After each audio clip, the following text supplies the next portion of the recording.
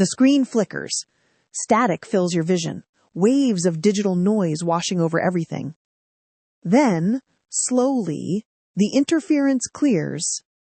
Through the grain and the distortion, a street emerges. Cobblestones glisten with rain. Gas lamps cast pools of amber light into the fog. This is Belgium, 1876.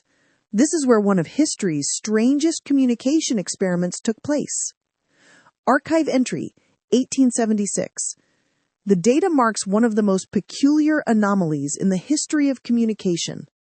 In an age when the telegraph was revolutionizing how information traveled across continents, when copper wire and electrical impulses were becoming the future, the city of Liège in Belgium decided to take a different approach. They looked at the telegraph cables spreading across Europe, at the infrastructure, the costs, the complexity, and they asked themselves a question. What if we didn't need wires at all? What if the answer wasn't metal and electricity, but something biological, something with 4 legs, fur, and whiskers? This is the story of humanity's most absurd biological network. A system where 37 couriers were rewarded with milk for their service and spent 80% of their working hours asleep. This is the story of the Liège cat post. So why cats? That's the question that seems obvious now, but at the time there was actually logic behind it. The Belgian Society of Cats in Liège had observed something remarkable about feline behavior. Cats, they claimed, possessed an almost supernatural ability to find their way home. No matter where you took them, no matter how far or how confusing the route, cats could navigate back to their territory with uncanny precision. It was like they had an internal compass, a biological GPS hardwired into their brains. The society looked at this ability and saw potential. They saw hardware. They analyzed the cat as if it were a piece of communication equipment. Cats were faster than human couriers on foot. They were stealthier, able to move through spaces that horses and carriages couldn't access. They didn't need to be paid wages, just occasional food. And most importantly, they allegedly had this perfect homing instinct that would render them into a reliable data transmission system. The theory was elegant. The theory was beautiful. The theory was about to collide with reality in the most spectacular way possible.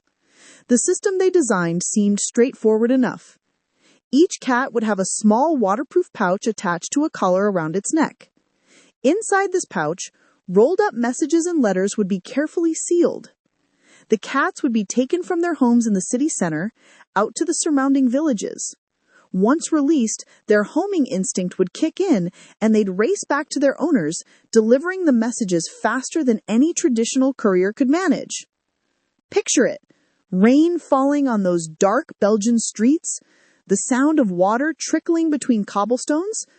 A cat emerges from the shadows, a sealed envelope tucked in the leather pouch, bouncing against its chest as it runs.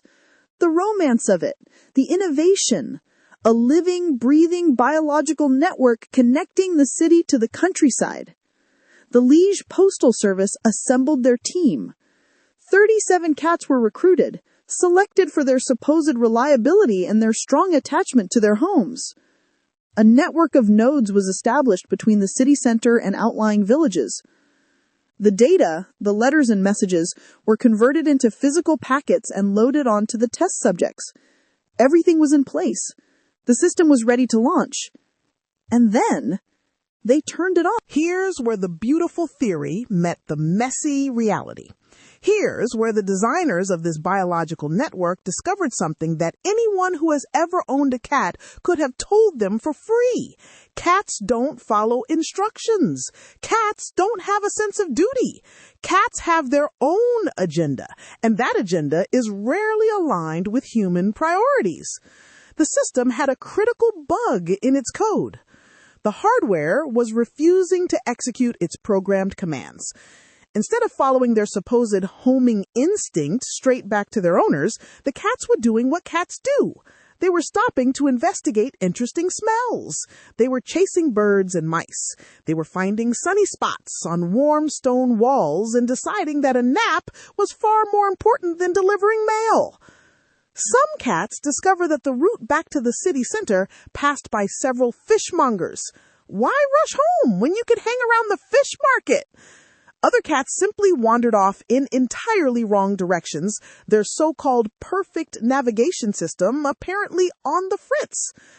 A few cats, upon being released in the villages, took one look around, assessed the situation, and decided that actually they quite liked it out here in the countryside. They found new homes, new humans to feed them, and completely forgot about their original owners back in Liège. The postal workers waited. And waited.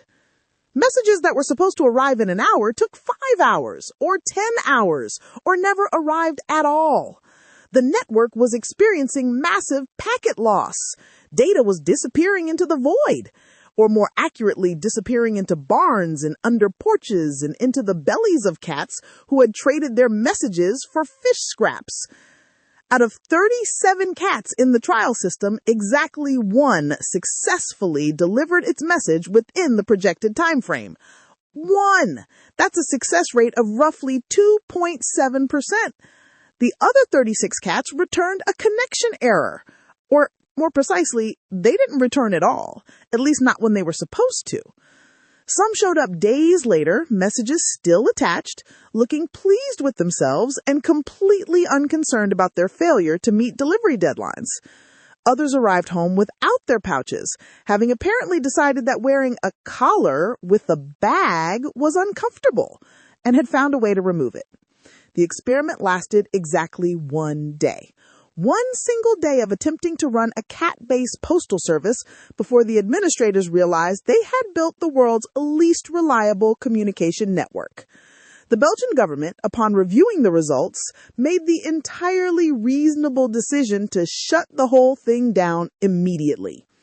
The cats were retired from postal service. Most of them probably didn't notice the difference. The waterproof pouches were packed away, the carefully designed network of feline couriers was dismantled, and the entire episode was quietly filed away in the archives of history, in that section reserved for ideas that seemed clever right up until someone actually tried them. Some experiments exist only as footnotes. Some innovations are remembered not for their success, but for the spectacular nature of their failure. The cat post of Liège lives in that gray zone between human ambition and animal nature. It's a reminder that you can't simply impose a system onto biology and expect cooperation. You can't program a cat like you program a machine. The archive closes on this entry. The static returns, washing over those foggy Belgian streets, erasing the image of cats with letters bouncing at their necks. But the data remains, preserved in the historical record. A single day in 1876, when humans looked at the miracle of the telegraph and thought, you know what would be better? Cats. The memory persists in the space between human innovation and the stubborn reality of the natural world. The truth exists somewhere in the static, waiting to be decoded. Archive closed.